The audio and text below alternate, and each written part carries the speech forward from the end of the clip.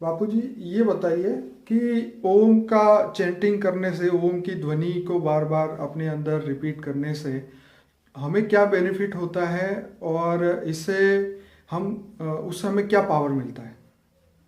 देखो, पहले ओम शब्द क्या है। ओम शब्द ये ब्रह्मांड की नाभि है। हमारा जब ब्रह्मांड का जो पहला शब्द बना, हमारा ब्रह्मांड जब शिव ने बनाया तो पहले ओम की शब्द बना, ओम। तो ओम बोलने से ब्रह्मांड की नाभि चक्र चालू होता है। तो हमारा देखो, जो ब्रह्मांड में है वो हमारे पिंड में है। तो हमारे पिंड में, शरीर में पहले नाभि चक्र है। तो हमारा नाभि चक्र जागृत होता है। तो ब्रह्मांड की नाभि में जो शक्ति है ना, ब्रह्मांड की नाभि माना सूर्य की शक्ति। ब्रह्मांड की नाभि माना सूर्य की शक्ति। तो सूर्य की जो पावर है वो हमारे अंदर आती है।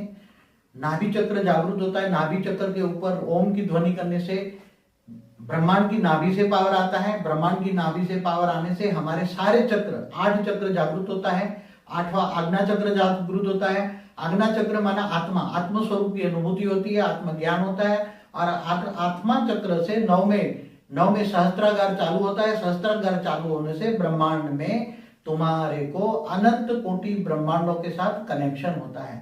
माने महासूर्य के साथ कनेक्शन होता है। पहले सूर्य से कनेक्शन होता है, धीरे धीरे नाभि चक्र खुलने से, धीरे धीरे 8 चक्र खुलने से, सहस्त्रागार खुलने से तुम्हारा महासूर्य माना महाब्रह्मांड माना महागैलेक्सी माना महासूर्य से पावर होता है। इससे आगे जाओ तो, और जब बहुत सूक्ष्म शरीर बाहर निकलता है और तुम यूनिवर्स तक जा सकते हो। अच्छा बापूजी, ये जैसे नासा वालों ने भी बताया कि सूर्य में से जो ध्वनि निकलती है वो ओम की ध्वनि है। इसका मतलब ये हुआ कि जब हम खुद ओम बोलते हैं तो उस फ्रीक्वेंसी से हम मैच होते हैं और वो पावर, सूर्य की पावर हमें मिलती है। हमारी जो सूर्य है वो आंखों का प्रतीक बताया गया। हमारी आंखों के रोग दूर हो जाते हैं। देखो, एक बात बताऊं, साइंस और शास्त्रों का मिलान देखो। पहले हमारे शास्त्रों में सूर्य कौन है? हमारे शास्त्रों में बताया गया कि सूर्य, एक सूर्य नारायण देवता ने सूर्य को बनाया। अब सूर्य नारायण देवता को भगवान शिव ने बनाया, ब्रह्मांड के मालिक ने बनाया। बराबर। अब सूर्य के अंदर जो एनर्जी है, तुम सूर्य की उपासना करते हो, सूर्य की एनर्जी तुम्हारे अंदर आएगी। तो अग्नि तत्व है हमारी बॉडी के अंदर। हमारी बॉडी 5 तत्वों की बनी है। 5 तत्वों में अहम है अग्नि तत्व।